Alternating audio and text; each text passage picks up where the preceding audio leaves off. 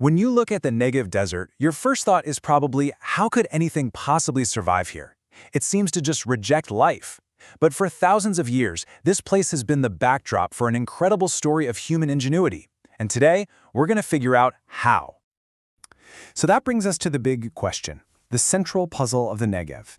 You get maybe 100 millimeters of rain a year if you're lucky.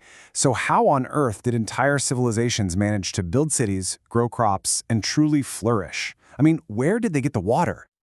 Well, it turns out this incredibly harsh environment actually forced people to innovate. It became a kind of crucible, adapt or disappear. And in doing so, it turned the entire desert into a living museum of survival strategies, from the ancient past right up to today. Okay, so let's jump back in time. We're going to start by uncovering how ancient peoples first cracked the code of desert life, how they solved that fundamental make-or-break problem of water. Meet Shivta. It's a UNESCO World Heritage site now, but back in the day, it was a bustling hub on the ancient incense route. During its peak in the Byzantine era, it was a totally thriving city. And here's the kicker. It did all of this without a single natural spring or well, not one. So how is that even possible? Well, not only was it possible, they were so good at it that archaeologists estimate the city's wine presses were churning out up to 2 million liters of wine every year. To put that in perspective, that's almost enough to fill an Olympic-sized swimming pool. This wasn't just about getting by. This was large-scale industry, right in the middle of the desert. And here's how they pulled it off. It was all thanks to this brilliant three-step system for water harvesting. First, they expertly captured the water from those rare but really powerful flash floods. Step 2, they directed all that runoff through a massive network of channels. And finally, they stored every single precious drop in these huge underground cisterns. Simple, right? But absolutely genius. Okay, so that incredible engineering is just one piece of the puzzle. To manage systems that complex, you need an equally sophisticated society. And lucky for us, a discovery at a nearby site gives us an amazing window into what that society was actually like. This is Nitzana, which was called Nitzana in ancient times. It started out as just a stop for caravans, but it grew into this vital military and administrative hub right on the edge of the Byzantine Empire. It was a real crossroads of trade, power, and culture. But the real treasure found at Nitzana wasn't gold or jewels, it was paper. The Nitzana papyri.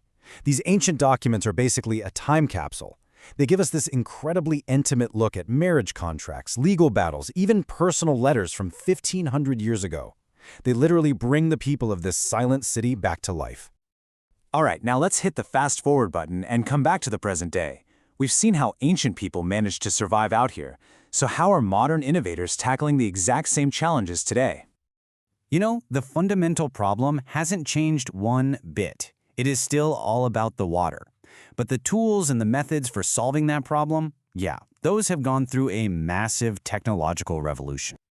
What's so cool is that the principles are basically the same, but the technology is just revolutionary. That ancient idea of channeling runoff water, that's evolved into hyper-efficient drip irrigation. Instead of building stone terraces, farmers now use something called saline agriculture, growing plants that actually thrive on brackish water. And those old public cisterns? They've been replaced by precision farming, where sensors tell you exactly how much water to use, down to the last drop. And the results today are just as mind-blowing as Shivta's ancient wine production. You can find these sprawling vineyards for the Ramat Negev winery or groves of the Barnea olive, a type of olive that was specifically bred to grow in the desert. And of course, tons of vegetables, all making the desert bloom against all odds. But you know, resilience in the Negev isn't just about technology, whether it's ancient or modern. It's also something that's woven deep into the culture of the people who've called this desert home for centuries. And that brings us to the Bedouin people. Their entire way of life is just a masterclass in adaptation. But it isn't built on concrete and pipes. It's built on social bonds and timeless traditions. One of the absolute cornerstones of Bedouin culture is hospitality, welcoming a stranger, even an enemy, with coffee, tea, and food. But this powerful tradition, it isn't just about being generous. It's really about survival. Think about it. In a landscape where everything is scarce, hospitality became this vital social contract. By helping a traveler today, you were ensuring that someone would help you tomorrow when you were in need. It became this incredible tool for building alliances, sharing information, and basically weaving a human safety net across the sands. It's a brilliant, low-tech survival strategy. So when you pull it all together, what is the legacy of the Negev? Well, it's a story that's woven together from three really powerful threads: ancient engineering, modern technology, and this timeless culture of survival. When you look at it all at once, you can see this clear, unbroken line stretching through time. The same drive that led the Nabateans to carve water channels into solid rock now drives scientists to develop drought-resistant crops. It's this continuous story of people just refusing to be beaten by their environment. And that might just be the biggest takeaway from all of this. Scarcity isn't just a limitation, it's a catalyst. The Negev proves again and again that the toughest challenges can spark the most creative and the most enduring solutions. And that leaves us with one final and pretty urgent thought. As our own world faces growing water shortages and a changing climate, the lessons from the Negev, lessons of resilience, innovation, and adaptation, they've never been more important. It makes you wonder, what other secrets for our own survival are still waiting to be discovered in the desert sands?